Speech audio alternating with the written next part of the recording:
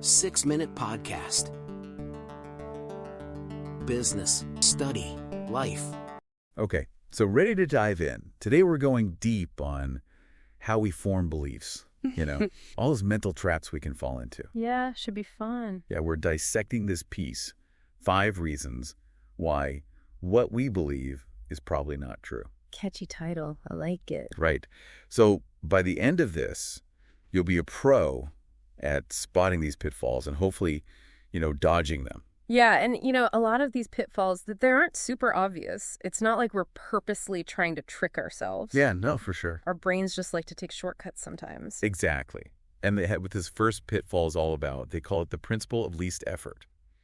Okay, so picture this. You are absolutely starving. You haven't eaten all day.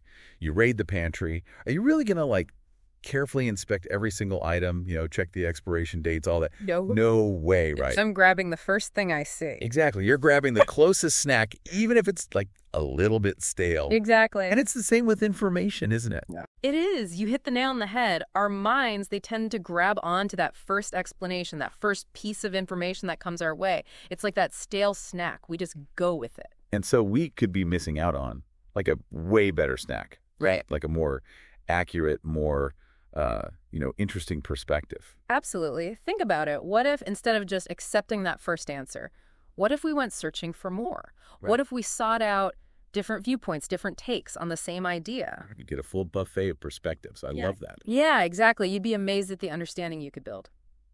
Okay, so moving on. We've got selective laziness. This one is, this one's backed by some crazy research, honestly. It turns out, get this, we are way harder on other people's ideas than we are on our own. Yeah, isn't that wild? So there's this study by Trush and some other researchers, and they found that people would actually reject their own ideas if you presented them as someone else's. Talk about a blind spot, right? We're often blind to our own flaws, blind to the weaknesses in our own thinking. So how do we get over that? Well, it's simple, but not always easy. Sure. Treat your own beliefs with the same tough love you would give to someone else's. Put your own beliefs on trial. Exactly.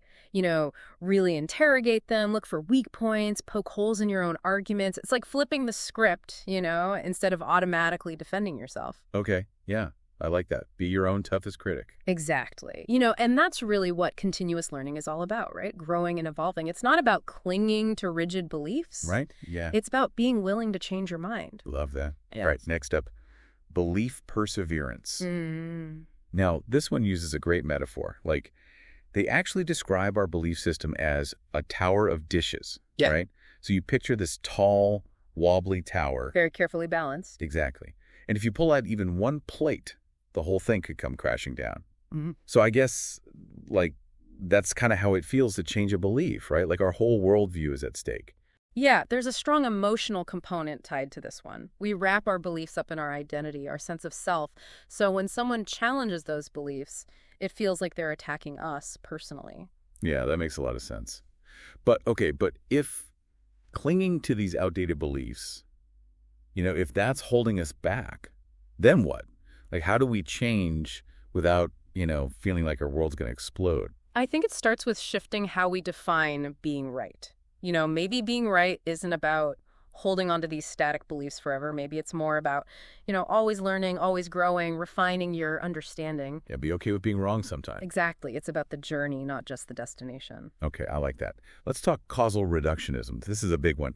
It's so easy to oversimplify complex problems, We want to find that one single cause, that one thing to blame. It's like blaming traffic on bad drivers. Right. Yeah, forgetting about construction accidents, rush hour, all those other factors. It's tempting, but dangerous. Oversimplification, it leads to misunderstandings, and then, we end up with bad solutions because we're not seeing the whole picture. But what's the alternative? Embrace the complexity. Okay, but how?